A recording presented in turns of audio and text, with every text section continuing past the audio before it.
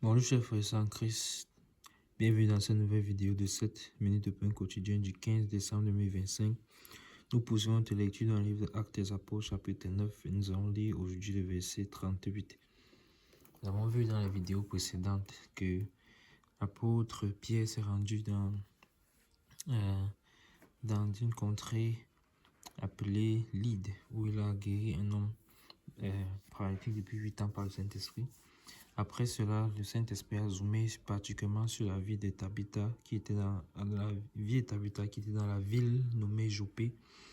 Et zoomé davantage, il a su ses œuvres qu'elle faisait, le bon témoignage qu'elle avait. Et encore un peu, il a zoomé encore davantage pour nous montrer que, en fait, après, Tabitha est morte. Tabitha est morte. Et les disciples du Seigneur, les frères et sœurs dans cette région-là, l'ont lavé, l'ont déposé dans la chambre haute. Et on s'est posé la question, mais pourquoi l'ont-ils fait? Pourquoi l'ont-ils fait? Alors que la tradition juive, la coutume juive exige que l'on enterre rapidement.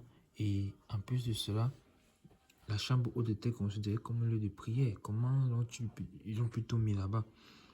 Il y a forcément une raison. Le Saint-Esprit veut certainement nous enseigner quelque chose et montrer quelque chose qui va se passer.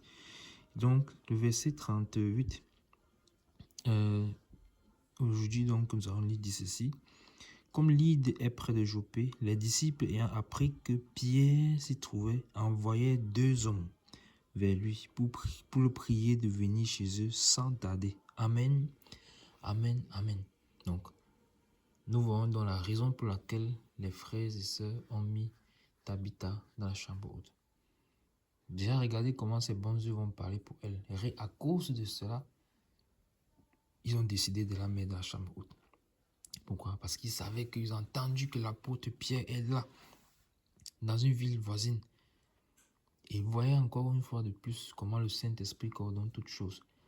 C'est lui qui a permis que c'est à cet instant précis que Pierre ait décidé d'aller rendre visite aux frères et sœurs, ayant déjà guéri Aîné. Et on peut bien s'imaginer que la guérison d'Aîné a été encore une fois de plus répandue, puisque c'est une ville voisine. Cette guérison-là, la nouvelle de cette guérison est certainement arrivée aussi à Lyde, à Joppé, je veux dire, là où Tabitha se trouve avec les autres frères et sœurs. Donc quand ils mettent Tabitha dans la chambre haute, surnommée Dorcas, et ils envoient appeler Pierre avec l'instruction. Ils envoient 2 hommes, parce qu'il faut toujours que 2. Il faut toujours, même le Seigneur envoie toujours 2 par 2. Vous voyez encore que là, il avait le modèle de Jésus-Christ. Il faut toujours envoyer 2 par 2. Et parce qu'il faut toujours qu'il y ait un témoin. Et puis, qu'est-ce qui se passe? Il se passe que ils envoient appeler Pierre en lui disant de venir sans tarder. De venir sans tarder. Donc, on peut déjà comprendre que forcément, le fait qu'ils aient envoyé appeler Pierre, ça a forcément un rapport avec Tabitha qu'ils ont mis dans la chambre haute. Forcément. Forcément.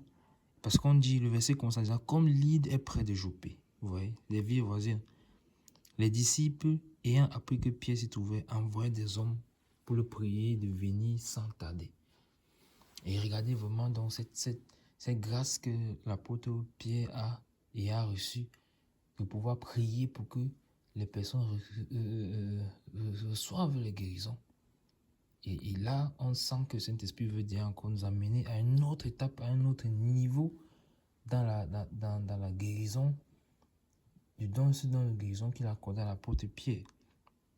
Donc, on voit déjà clairement qu'il y a un rapport entre les deux. Le fait que Pierre soit dans la ville, dans une ville à côté, le fait qu'on l'ait envoyé chercher et Tabitha qu'on a mis dans la chambre haute. Mais encore une fois de plus, tout ceci part du fait que ces bonnes œuvres vont parler pour elle. Donc, Dieu, dans son plan merveilleux, il fallait bien qu'il enseigne sur comment est-ce que le don de guérison s'opère, comment les différentes étapes du don de guérison, que ce soit le paralytique est né maintenant, Tabitha. Mais c'est Tabitha qui a été choisie. À cause de ces bonnes œuvres qui parlaient pour elle. Donc, mes bien-aimés, ne nous lassons pas de faire le bien, comme la parole de Dieu déclare cela. Et si tu écoutes cette vidéo et que tu n'as pas encore donné ta vie au Seigneur, alors toi, c'est que tu es mort. Parce que si on vit dans cette terre sans connaître le Seigneur, on est mort en fait. Ce n'est que quand on vient à Christ qu'on vit. Parce que la vie qu'on considère selon l'homme, en fait, c'est la mort. Mais c'est quand on vit au Seigneur qu'effectivement on est de nouveau. Et l'ancienne nature donc meurt. Et là, on reçoit maintenant la vie éternelle. Et le Seigneur a tout fait pour que ce soit simple pour nous. Il suffit simplement d'accepter son œuvre, son sacrifice à la croix. De l'accepter comme Seigneur et Sauveur de sa vie, se repentir de sa mauvaise vie passée, abandonner cette mauvaise vie-là et accepter le Seigneur, croire en lui, croire qu'il est le Fils de Dieu, croire qu'il est le roi d'Israël venu sur la terre pour que nous soyons réconciliés avec le Père. Et en se faisant baptiser en son nom pour le pardon de nos péchés, nous recevons la vie éternelle car le Saint-Esprit est disponible pour nous. Donc, voici Tabitha qu'on a mis dans la chambre pour un but précis. Or, elle était déjà enfant de Dieu. Toi donc, qu'est-ce qu'il en est? Ne tarde donc plus. Et là, je suis vraiment impatient de savoir, et je pense que vous aussi, la suite de cette affaire. Quand l'apôtre Pierre va venir, que va-t-il se passer? Nous sommes vraiment impatients de savoir la suite, de connaître la suite. Et c'est ce que le Seigneur nous fera certainement la grâce de pouvoir continuer. Nous allons nous arrêter là pour aujourd'hui. C'était tout pour les 7 minutes de pain coaching de ce jour. Que la grâce, la paix et la miséricorde de notre Seigneur Jésus-Christ vous soient abondamment multipliés. Shalom.